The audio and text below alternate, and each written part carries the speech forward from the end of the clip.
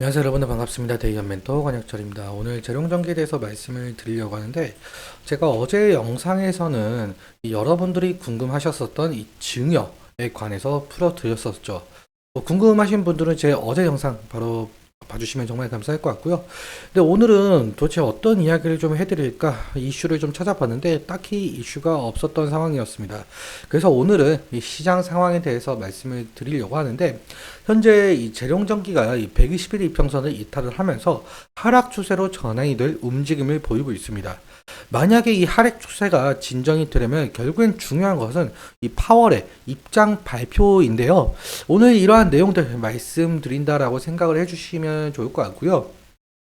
그리고 여러분들께서도 이 재룡전기에 대해서 궁금하신 부분들이 있으시다면은 댓글 남겨주셔가지고 제가 그 댓글 하나하나 읽어보면서 여러분들의 궁금증들 모두 풀어드리려고 하고 있습니다. 그러니까 댓글 꼭 남겨주시면 정말 감사할 것 같고요.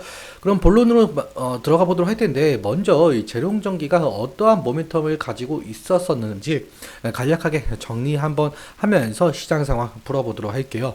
그러니까 재룡전기 같은 경우 아시다시피 이 변압기 비중이 100% 차지하고 있는 상황이죠.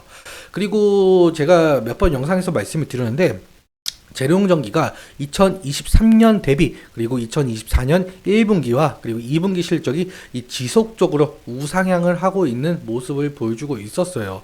그러니까 결국에는 이 성장했었던 이유는 바로 이 부분을 말씀을 드릴 수가 있을 것 같은데요. 북미 전력 인프라망 구축이죠.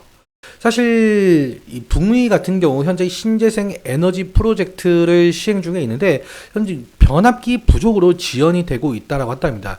그래서 미국 입장에서는 이 변압기를 수입을 해 와야 되는 입장인데 이 재룡전기의 이 변압기를 많이 이용을 한다라고 해요. 실제로 재룡전기가 이로 인해서 2분기 수출 비중이 이 91.7%로 압도적으로 높은 것을 볼 수가 있죠. 그래서 현재 이 미국으로 수출을 많이 하고 있다라고 볼 수가 있을 것 같습니다. 그리고 수주 총액을 좀 보자면 2분기까지 이 수주 총액이 약 4,300억이죠. 납품액은 약 1,400억 정도 납품을 했고 잔고는 아직 2,900억 정도 남아 있다. 결국에는 수주 잔고가 남아 있기 때문에 이 3분기 실적에 대해서도 상당히 기대해 볼 만한 것이 좀 나오지 않을까 좀 예측을 해볼 수가 있을 것 같습니다. 그래서 이 수주 잔고가 남아 있는 만큼 인력 가동률이 130%에 달하고 있죠. 그만큼 지속적으로 인원을 좀 어떻게 보면 갈아 넣는다라는 표현이 될 것 같은데 이 갈아 넣는 정도로 이 지속적으로 이 변압기를 생산하면서 이 수출을 하고 있다라고 볼 수가 있을 것 같습니다. 그러니까 이러한 모멘텀을 가지고 재룡전기 상당한 상승의 모습을 보여줬었는데 지금 현재의 흐름 오늘 120일 이평선을 이탈을 하는 모습을 보여줬어요. 왜 그러냐라고 한다면 결국은 시장 상황이라고 볼 수가 있을 것 같은데 오늘 시장 상황 상당히 좋지 못하는 흐름을 보여주고 있죠. 결국엔 이 미국 시장의 영향을 받은 걸로 보이고 있는데 어제 이 나스닥이 1. 몇 %인가 하락을 했더라고요. 그 이유에 대해서는 이 부분이 될 수가 있을 것 같아요. 오늘 오늘이 아니죠. 내일 새벽 1시인가? 이 새벽 1시에 이 파월의 연설이 있거든요. 결국에는 이 금리 인하를 할 것인지 그거에 관련된 연설인데 지금 현재 말이 나오고 있는 것이 0.25%포인트를 인하를 할 것인지 아니면 0.5%포인트를 인하를 할 것인지 이 두 가지 갈래에 서 있습니다. 그런데 이러한 뉴스, 이 비컷 시사, 그러니까 0.5%포인트 시사는 발언이 없을 가능성이 높다라는 그러한 예측 때문에 어제 나스닥과 미국 시장이 좋지 못했었던 흐름을 보여줬었어요. 과연 내일, 그러니까 한국 시간으로 내일 새벽에 파월이 도대체 어떠한 얘기를 꺼내는지 좀 지켜보는 것이 가장 중요할 것 같다라는 말씀 드릴 수가 있을 것 같고요. 그렇다면은 어제 장의 흐름 어떻게 흘러가는지 이 S&P 500 지도를 보면서 좀 살펴보도록 하죠. 사실 이 엔비디아, 이 황비디아라고 불리는 AI 대장주죠. AI 대장주가 어제 마이너스 3.7% 하락을 했고 마이크로소프트 마이너스 2%, 그리고 암드가 마이너스 3.7%, 퀄컴 마이너스 3%, 애플 마이너스 0.83%. 그러니까 이 AI 업종들, 그러니까 빅테크 기업들이 어느 정도 하락이 나오면서 어제 미국 시장 상당히 좋지 못한 흐름을 보여줬었다라고 볼 수가 있을 것 같습니다. 그럼 오늘 전용전기에 도대체 어떻게 대응을 해야 될 것인가가 상당히 중요할 것 같은데 이 차트 보면서 기술적인 측면 들어가 보도록 할게요. 지금 현재의 흐름, 지금 1시 24분이 흘러가고 있는 상황인데 마이너스 1.87% 하락을 하고 있는 상황이죠.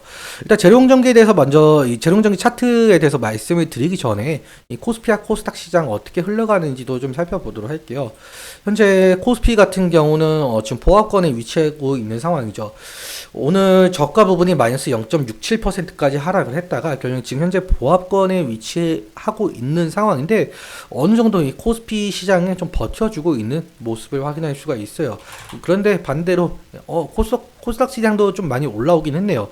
오늘 마이너스 1.12%까지 하락을 했다가 결국에는 좀 들어 올려주는 그러한 모양새로 보이고 있는데 아무튼 오늘 오전장이 상당히 좋지 못한 흐름을 보여줬었기 때문에 이 재룡전기도 오전에 좀 많이 영향이 갔었던 걸로 보여지고 있죠. 심지어 이 시가 개파락이 나오면서 하락을 했기 때문에 오전장에 좀 많이 영향이 갔었다. 그러면은 지금 현재 우리가 바라봐야 될 것은 지지라인 부분이 될 수가 있을 것 같은데 지지라인 같은 경우 이 부분까지는 말씀을 드릴 수가 있을 것 같아요. 하지만 이 부분 이탈을 하게 된다면 리스크적인 관리는 해야 될 것으로 보이고 있죠. 그리고 만약에 상승을 한다라고 해도 이 저항 부분에 막히면서 살짝 차익 실현 매물이나 원금 보존 매물이 나올 가능성이 있을 것 같은데 일단 첫 번째로 1차적인 저항대는 20일 이평선 이 라인대를 볼 수가 있을 것 같습니다. 그래서 강한 거래 대금을 통해서 이 구간 돌파를 해 준다라고 한다면 다시금 여기 구간 그러니까 신고가 구간을 나올 가능성이 높겠죠. 그래서 이러한 점들 인지해 주시면 좋을 것 같고 어제 수급 좀 살펴보도록 할게요. 제가 어제 수급에 대해서 말씀을 드리지 못했기 때문에 어제 같은 경우는 외국인과 기관에서 모두 매도세가 나왔습니다. 반대로 개인에서는 24만 주 매수가 나왔고요. 오늘의 흐름은 일단적으로 뭐 장이 끝나봐야 정확한 집계가 될 수가 있겠지만 외국인은 매수, 기관은 매도가 되고 있는 상황이다. 이렇게 볼 수가 있을 것 같아요. 상당히 어제 외국인의 매도세가 나온 부분이기 때문에 어제 종가가 마이너스 2% 이렇게 하락을 하지 않았나라고 생각을 할 수가 있을 것 같습니다. 아무튼 오늘 여기까지 말씀을 드리면서 제일 중요한 점은 이 내일 새벽에 이 파월 의장이 어떠한 말을 꺼내는지가 상당히 중요하다라는 말씀 드릴 수 있을 것 같습니다. 오늘 말씀드렸던 내용들과 차트적인 부분들에 대해서는 제 개인적인 견해가 상당히 있기 때문에 여러분들의 주관적인 견해에 투자를 현명한 선택하셨으면 좋겠습니다. 오늘도 시청해주셔서 감사하고 지금까지 대의원 멘토 권혁철이었습니다. 감사합니다.